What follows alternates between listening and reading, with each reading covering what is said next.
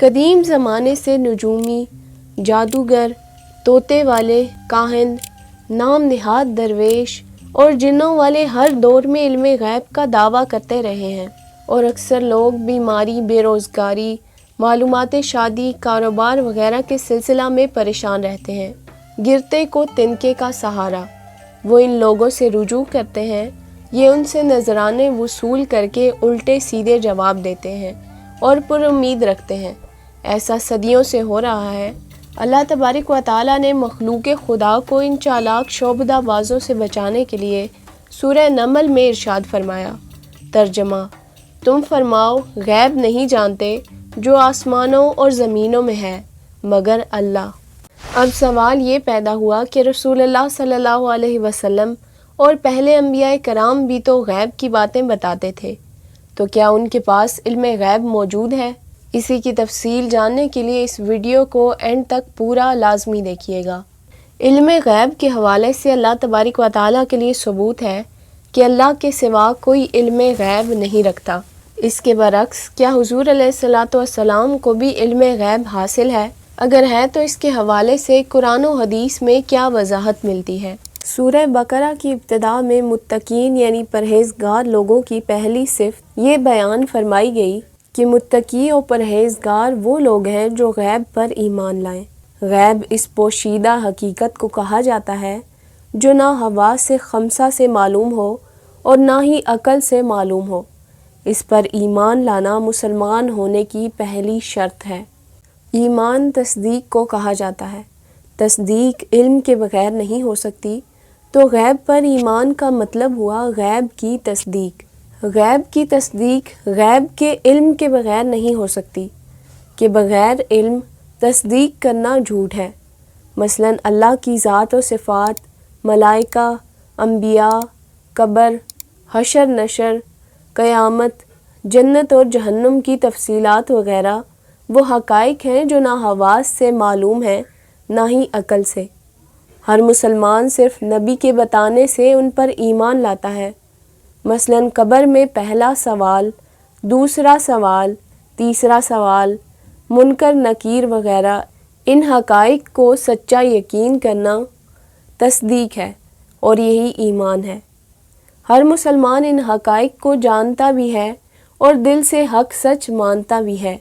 یہ سب علم غیب ہے جو نبی کے ذریعے ہمیں ملا۔ قرآن میں اللہ تبارک و تعالیٰ نے اپنے بارے میں ارشاد فرمایا، اللہ غیب اور شہادت کا عالم ہے، یعنی جو کچھ مخلوق کے سامنے ہے اللہ اس کو بھی جانتا ہے، اور جو کچھ مخلوق سے پوشیدہ ہے اللہ اس کو بھی جاننے والا ہے۔ اللہ سے کبھی کوئی چیز پوشیدہ نہ تھی، نہ ہے اور نہ ہی ہوگی۔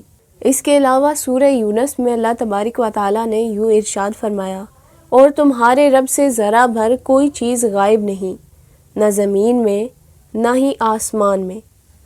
اب سوال یہ پیدا ہوا کہ رسول اللہ صلی اللہ علیہ وسلم اور پہلے انبیاء کرام بھی تو غیب کی باتیں بتاتے ہیں، تو ان کو بھی دوسروں کی طرح سمجھیں۔ حالانکہ انبیاء کرام کی غیبی باتیں تو 100% سچی ہوتی ہیں۔ اگر انبیاء کرام کی بتائی ہوئی باتیں حقیقت ہیں تو شاید انبیاء کرام خود غیب جان لیتے ہیں۔ ان کی باتیں حق ہوتی ہیں، سچ ہوتی ہیں۔ اس خیال کی نفی کرنے کے لیے رسول کریم صلی اللہ علیہ وسلم اور دیگر انبیاء کرام سے بذات خود غیب دانی کی نفی کروائی۔ جب انبیاء کرام بھی خود بخود علم نہیں جانتے تو آخر ان کے علم غیب کی بنیاد کیا ہے؟ اس کا جواب یہ ہے کہ اللہ تبارک و تعالیٰ نے انبیاء کو غیب کا علم عطا فرمایا۔ قرآن کریم میں ہے، ترجمہ، اور اللہ نے آپ پر کتاب و حکمت اتاری اور آپ کو سکھا دیا جو کچھ آپ نہیں جانتے تھے، اور اللہ کا آپ پر بڑا فضل ہے۔ اسی طرح سورہ الجن میں اللہ تبارک و تعالیٰ نے ارشاد فرمایا، ترجمہ، غیب جاننے والا ہے سو اپنے غیب پر کسی کو مسلط نہیں کرتا سوائے اپنے پسندیدہ رسولوں کے، کہ ان کے آگے پیچھے پہرا مقرر کر دیتا ہے تاکہ دیکھ لے کہ انہوں نے اپنے رب کے پیغامات پہنچا دیے ہیں۔ اسی طرح انبیاء کرام کا علم غیب حدیث سے بھی ثابت ہے۔ رسول اللہ صلی اللہ علیہ وسلم فرماتے ہیں میں نے اپنے عزت و جلال والے رب کو بہترین صورت میں دیکھا۔ اللہ تعالیٰ نے فرمایا، عالم بالا کے فرشتے کس بات میں جھگڑ رہے ہیں؟ میں نے عرض کی، تو بہتر جانتا ہے۔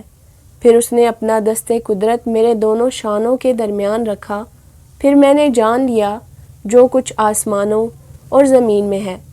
پھر حضور اکرم صلی اللہ علیہ وسلم نے یہ آیت تلاوت فرمائی، ہم یوں ہی دکھاتے ہیں ابراہیم کو آسمانوں اور زمین کی عظیم سلطنت کہ وہ یقین والوں سے رہیں۔ دوسری روایت میں ہے، سو میرے لیے ہر شے روشن ہوگی اور میں نے ہر چیز پہچان لی۔ ہم نے قرآن و حدیث سے نبی کا علم غیب آپ کے سامنے پیش کر دیا اور نفی کی آیات کی توجیہ بھی کر دی۔